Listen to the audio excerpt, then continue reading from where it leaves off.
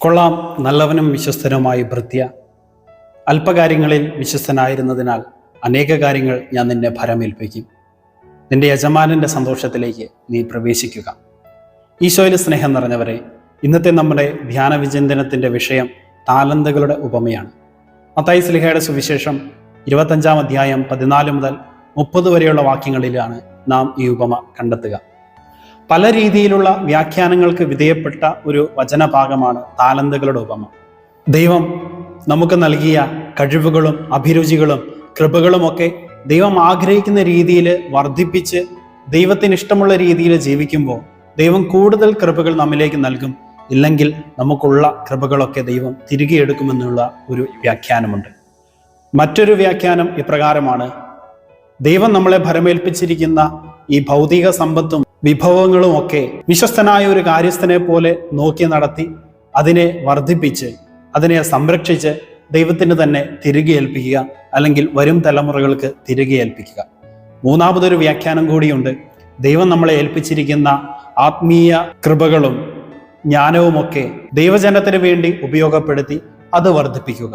ഇല്ലാത്ത പക്ഷം അതും നമ്മിൽ നിന്ന് ദൈവം തിരികെ എടുക്കുമെന്ന്. ഇത്തരത്തിലുള്ള വ്യാഖ്യാനങ്ങളിലൊക്കെ പൊതുവായി നമ്മൾ കാണുന്നത് ഈ ഉപമയിലെ താലന്തുകൾക്ക് മുഖ്യ പ്രാധാന്യം നൽകിക്കൊണ്ടുള്ള വ്യാഖ്യാനങ്ങളാണ്. എന്നാൽ യേശു ഈ ഉപമയിലൂടെ ഉദ്ദേശിക്കുന്നത് മനുഷ്യന്റെ കഴിവുകളോ ആത്മീയമായ കൃപകളോ ഈ ഭൗതിക സമ്പത്തോ പ്രകൃതിയോ ഒന്നുമല്ല.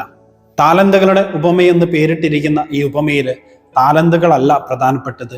നേരെ മറിച്ച് ഈ ഉപമയിലൂടെ മുഴുവൻ യേശു പറഞ്ഞു വയ്ക്കുന്ന സന്ദേശമാണ് പ്രധാനപ്പെട്ടത്. അതെന്താണെന്ന് മനസ്സിലാക്കാൻ ഈശോ ഈ ഉപമ പറയാനുണ്ടായ സാഹചര്യം നമ്മളൊന്ന് പരിശോധിക്കേണ്ടതുണ്ട്. മത്തായി ശ്ലീഹയുടെ 25-ാം അധ്യായത്തിൽ മുഴുവനും 3 ഉപമകൾ മാത്രമാണുള്ളത്. 10 കന്യകമാരുടെ ഉപമ, ഇന്നത്തെ താലന്തുകളുടെ ഉപമ, പിന്നീടുള്ള ചെമ്പരിയാടുകളുടെയും കോലാടുകളുടെയും കഥ പറയുന്ന അന്ത്യവിധിയുടെ ഉപമ. ഇതിലെ 10 കന്യകമാരുടെ ഉപമ ഈ പള്ളിക്കുദാശ കാലത്തിന്റെ ആദ്യ ഞായറാഴ്ച നമ്മൾ ധ്യാന വിഷയമാക്കിയതാണ്. അവസാന വിധിയുടെ ഉപമ ഏലിയാ സ്ലീഹ മൂശ കാലത്തിലെ 8-ാം ഞായറാഴ്ചയും നമ്മൾ ധ്യാന വിഷയമാക്കിയതാണ്. ഈ 2 ഉപമകളിലൂടെയും നമുക്ക് മനസ്സിലാകുന്നത് ക്രിസ്തുവിന്റെ 2ാമത്തെ ആഗമനത്തിന് മുമ്പ് നമ്മൾ ഒരുക്കമുള്ളവരായി തീരണം, വിശ്വസ്തരായിരിക്കണം. എപ്രകാരം നമ്മൾ ഒരുക്കമുള്ളവരായി തീരണം എന്നുള്ള കാര്യങ്ങളൊക്കെയാണ്. 24-ാമത്തെ അധ്യായത്തിലും വിശ്വസ്തരും അവിശ്വസ്തരുമായ ഭൃത്യന്മാരുടെ ഉപമയും, അതിന് തൊട്ടു മുൻപായിട്ട് ജെറുസലേം ദേവാലയത്തെക്കുറിച്ചും ലോകാവസാനത്തെക്കുറിച്ചും മനുഷ്യപുത്രന്റെ 2ാമത്തെ ആഗമനത്തെക്കുറിച്ചുമൊക്കെ ഈശോ പഠിപ്പിക്കുന്ന യേശുവിന്റെ ഒലിവുമലയിലെ പ്രഭാഷണമാണ് നമ്മൾ കാണുക. അപ്പൊ ഇതെല്ലാം കൂടെ കൂട്ടി വായിക്കുമ്പോൾ നമുക്ക് മനസ്സിലാകുന്നത് ഈ താലന്തുകളുടെ ഉപമയിൽ താലന്തുകളല്ല പ്രധാനപ്പെട്ടത്. നേരെ മറിച്ച് ദൈവം നമുക്ക് നൽകിയ ജീവിതത്തിലെ നമ്മുടെ ഉത്തരവാദിത്വവും വിശ്വസ്തതയുമാണ് പ്രധാനപ്പെട്ടത്. ഇനി നമുക്ക് ഈ ഉപമയുടെ ദൈവശാസ്ത്രപരമായ വ്യാഖ്യാനം എന്താണെന്ന് പരിശോധിക്കാം. യജമാനൻ ക്രിസ്തുവാണ്. യജമാനൻ നടത്തുന്ന യാത്ര ക്രിസ്തുവിന്റെ സ്വർഗാരോഹണവും പിതാവിന്റെ അടുക്കലേക്കുള്ള യാത്രയുമാണ്. തിരിച്ചുവരവ് ക്രിസ്തുവിന്റെ 2ാമത്തെ ആഗമനം. യജമാനൻ ഭൃത്യന്മാരുമായി നടത്തുന്ന കണക്കുതീർപ്പ് നമ്മുടെ ഓരോരുത്തരുടെയും വിധിയാണ്. ഭൃത്യന്മാർ വിശ്വാസികളായ നമ്മളും, താലന്തുകൾ ദൈവം നമുക്ക് നൽകിയ കൃപ നിറഞ്ഞ സുവിശേഷത്തിൽ അധിഷ്ഠിതമായിട്ടുള്ള വിശ്വാസ ജീവിതവും. ഒരു താലന്ത് എന്ന് പറയുന്നത് 6000 ധനാറയ്ക്ക് തുല്യമാണ്. ഒരു ധനാറ ഒരു ദിവസത്തെ വേതനമാണ്. അങ്ങനെ നോക്കുമ്പോൾ 5 ധനാറ എന്ന് പറഞ്ഞാൽ ഏകദേശം 82 വർഷങ്ങൾക്കുള്ള ഒരാളുടെ ദിവസക്കൂലിയാണ്. എന്ന് പറഞ്ഞാൽ ഒരു മനുഷ്യായുസ്. സങ്കീർത്തനങ്ങളുടെ പുസ്തകം 90-ാമത്തെ അധ്യായത്തിൽ നമ്മൾ ഇപ്രകാരം വായിക്കുന്നുണ്ട്: മനുഷ്യന്റെ ആയുസ് 70 ഏറിയാൽ 80 എന്നൊക്കെ. അപ്പോൾ താലന്ത് എന്ന് പറയുന്നത് നമ്മുടെ തന്നെ ജീവിതമാണ്. ഇനി യജമാനൻ വരുമ്പോൾ ഭൃത്യരോട് യജമാനൻ ചോദിക്കുന്നത് ഞാൻ നൽകിയ താലന്ത് എന്തു ചെയ്തു എന്നാണ്.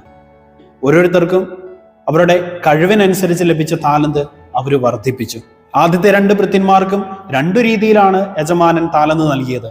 എന്ന് പറഞ്ഞാൽ ഓരോരുത്തർക്കും വ്യത്യസ്തമായ രീതിയിലാണ് ദൈവം ജീവിതം നൽകിയിട്ടുള്ളത്. പക്ഷേ 2 പേർക്കും ലഭിച്ച ഉത്തരം, പ്രതിഫലം ഒന്ന് തന്നെയാണ്. കൊള്ളാം, നല്ലവരും വിശ്വസ്തനുമായ ഭൃത്യ, നീ ചെറിയ കാര്യങ്ങളിൽ വിശ്വസ്തനായിരുന്നത് കൊണ്ട് വലിയ കാര്യങ്ങൾ ഞാൻ നിന്നെ ഭരമേൽപ്പിക്കും. നീ നിന്റെ യജമാനന്റെ സന്തോഷത്തിലേക്ക് പ്രവേശിക്കുക. വ്യത്യസ്തപരമായ ജീവിത സാഹചര്യങ്ങളിൽ വ്യത്യസ്തമായ രീതിയിൽ അവർക്ക് ലഭിച്ച താലന്തിനെ അവർ വർദ്ധിപ്പിക്കാൻ പരിശ്രമിച്ചപ്പോൾ 2 പേർക്കും ലഭിച്ചത് യജമാനന്റെ സന്തോഷത്തിലേക്കുള്ള ക്ഷണമാണ്. എന്നാൽ മൂന്നാമത്തെ ഭൃത്യന് ലഭിച്ചതോ വിലാപവും പല്ലുകടിയും നിറഞ്ഞ അന്ധകാരമാണ്. അതിൻ്റെ ഉത്തരവാദി ഈ മൂന്നാമത്തെ ഭൃത്യൻ തന്നെയാണ്. അവൻ അലസനായിരുന്നു. അവന് ലഭിച്ച താലന്തിനെ അവൻ വർദ്ധിപ്പിക്കാൻ പരിശ്രമിച്ചു പോലുമില്ല. അതിൻ്റെ കാരണം ഈ ഭൃത്യന്റെ യജമാനനോടുള്ള കാഴ്ചപ്പാടാണ്. ഭൃത്യൻ വളരെ വ്യക്തമായ രീതിയിൽ അത് പ്രകടമാക്കുന്നുണ്ട്. യജമാനനൊരു ക്രൂരനും കഠിനഹൃദയനുമായിട്ടാണ് ഈ ഭൃത്യന് അനുഭവപ്പെട്ടത്. യജമാനന്റെ സ്നേഹവും കരുണയും നീതിയും ഒന്നും അംഗീകരിക്കാൻ ഈ ഭൃത്യന് സാധിച്ചിട്ടില്ല.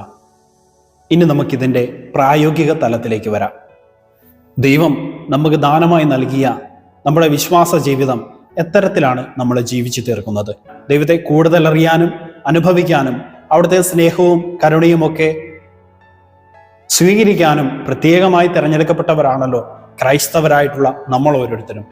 അതുകൊണ്ട് തന്നെ നമ്മിൽ നിന്ന് കൂടുതലായിട്ട് ദൈവം ആഗ്രഹിക്കുന്നുമുണ്ട്. അതുകൊണ്ടാണല്ലോ സുവിശേഷത്തിൽ ഇപ്രകാരം നമ്മൾ വായിക്കുക, അധികം ലഭിച്ചവനിൽ നിന്ന് അധികം ആവശ്യപ്പെടുമെന്ന്. എന്നിട്ടും നമ്മുടെ ഈ വിശ്വാസ ജീവിതം നമ്മൾ എപ്രകാരമാണ് ജീവിച്ചു തീർക്കുന്നത്? എങ്ങനെയെങ്കിലുമൊക്കെ ജീവിച്ചു തീർത്താൽ പോരാ. നേരെ മറിച്ച് നമുക്ക് ലഭിച്ചിരിക്കുന്ന ജീവിതത്തെ കൂടുതൽ വർദ്ധിപ്പിക്കാൻ, മറ്റുള്ളവർക്കായി വിട്ടുകൊടുക്കാൻ, മറ്റുള്ളവർക്കായി ഉരുകിത്തീരാൻ നമ്മൾ ഓരോരുത്തരും കടപ്പെട്ടവരാണ്. കിട്ടുന്ന അവസരങ്ങളിലൊക്കെ ക്രിസ്തുവിനെ പ്രഘോഷിക്കാൻ, ക്രിസ്തു നൽകിയ സുവിശേഷത്തിൻ്റെ മൂല്യങ്ങൾ മറ്റുള്ളവർക്ക് പകർന്നു കൊടുക്കാൻ നമ്മൾ പരിശ്രമിച്ചിട്ടുണ്ടോ? അതോ ഈ ഉത്തരവാദിത്വത്തിൽ നിന്ന് പിന്മാറി ഒരു അലസനെ പോലെയാണോ നമ്മൾ ജീവിക്കുന്നത്? പ്രിയപ്പെട്ടവരെ, നമ്മുടെ ജീവിതം നമുക്ക് വേണ്ടി മാത്രം ജീവിച്ചു തീർക്കാനുള്ളതല്ല. മറ്റുള്ളവർക്ക് വേണ്ടി അധ്വാനിക്കാനും ഫലദായകമാക്കാനും നമ്മൾ ഓരോരുത്തരും പരിശ്രമിക്കേണ്ടതാണ്. നമ്മുടെ അവസാന വിധിയുടെ നേരത്ത് ദൈവം കണക്ക് ചോദിക്കുമ്പോൾ, ദൈവമേ, നീ നൽകിയ ഈ ജീവിതം ഞാൻ കുറച്ചുകൂടി നേടി, കുറച്ചും കൂടെ മെച്ചപ്പെടുത്താനായി ഞാൻ പരിശ്രമിച്ചു എന്ന് പറയാൻ നമുക്ക് ഓരോരുത്തർക്കും സാധിക്കണം.